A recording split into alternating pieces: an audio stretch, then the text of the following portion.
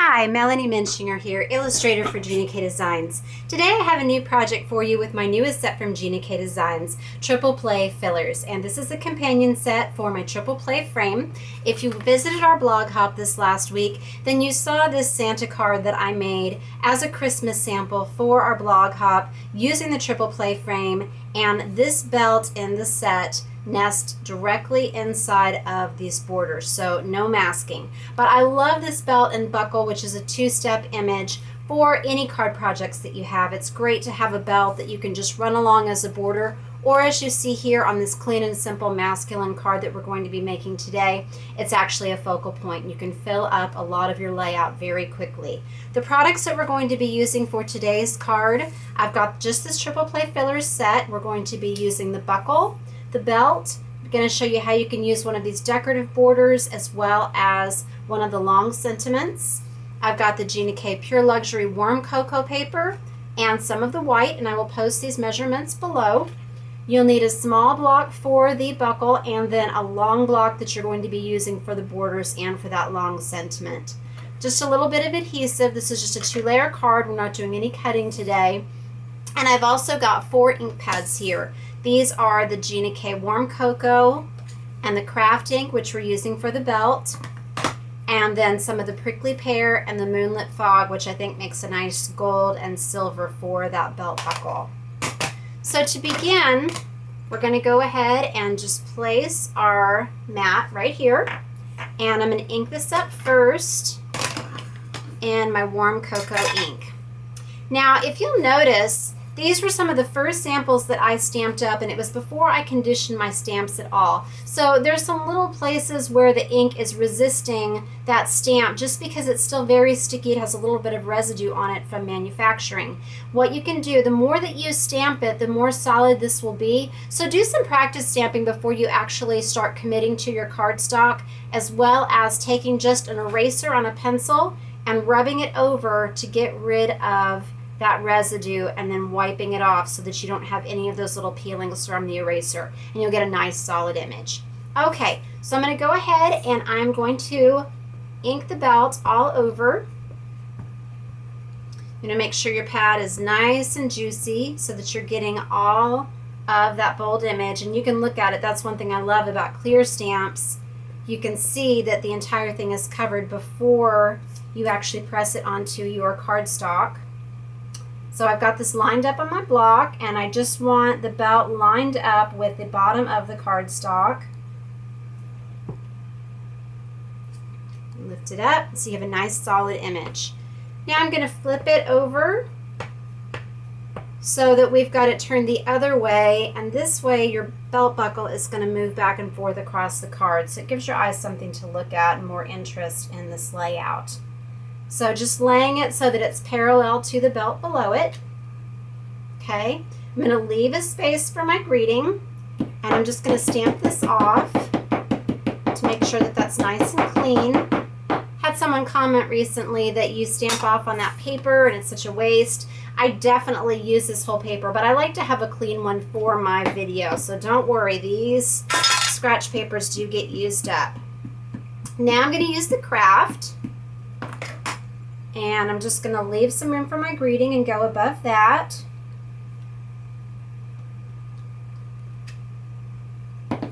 And sometimes it looks a little blotchy when you pull it off, and then it deepens as it dries. Okay. And one right here. Okay. Now let's fill it in with the buckle. So I'm going to do 2 gold, and I just wanted to go back and forth. So I've got the Prickly Pear on one of the Kraft, and pardon my head if I get in the way, but you're just going to line up the image and then just drop it down, and this one fades quite a bit as it dries, and then one on the warm cocoa belt. Okay, not fun. Now I'll just stamp this off to clean it, and then we'll use the gray. Got one here. It sticks a little bit, so I usually try to hold my cardstock down before I pull it away.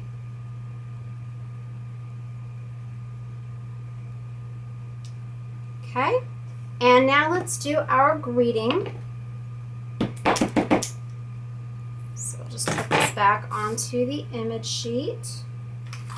I'm doing thanks so much here. And the easiest way to line it up really for these long stamps is to put them on your work surface first and then just line it up and press. Oop, upside down so you can read it, okay? And then just press that on the line. Okay, and I want to use the darker brown for this. I'm just going to pop that right in between. So I created this stamp again to go within either one of these sections, but look how nicely it fits across when you're doing it portrait style. And then the final touch that I want to do is just to add this diamond border, like you've got just a little hand tooled or a stitch design on that belt. And lay this down, stick the block to it, ink up, and I'm just going to do it just off to the left of the holes in that belt. And that's it. If you want to put them on all the belts, but I just thought it was more interesting to make just one of them stand out. And then we'll put on a little bit of adhesive.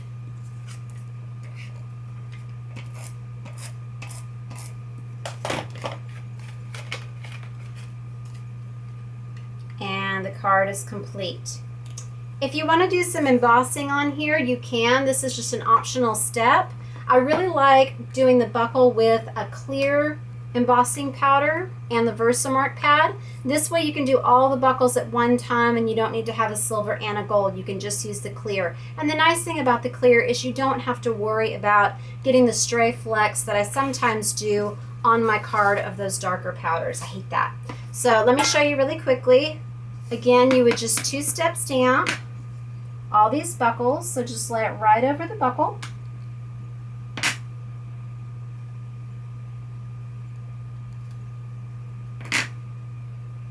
Such a sticky ink, so that's why the pad keeps popping up. And that's what you want it to do so that your powder will stick to it. Okay. Okay, so this is without, and turning it so that you can see how it looks flat. Putting a little piece of scratch paper under here just so that I can funnel all of my powder easily back into that jar. Okay, and so it's covering up those 4 buckles. Funnel this back in. And then I'll take my heat gun.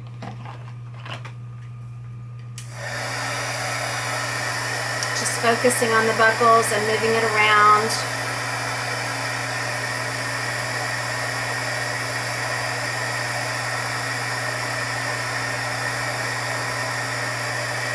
And I offset that one just a tiny bit, and I love that shadow that it created onto the belt.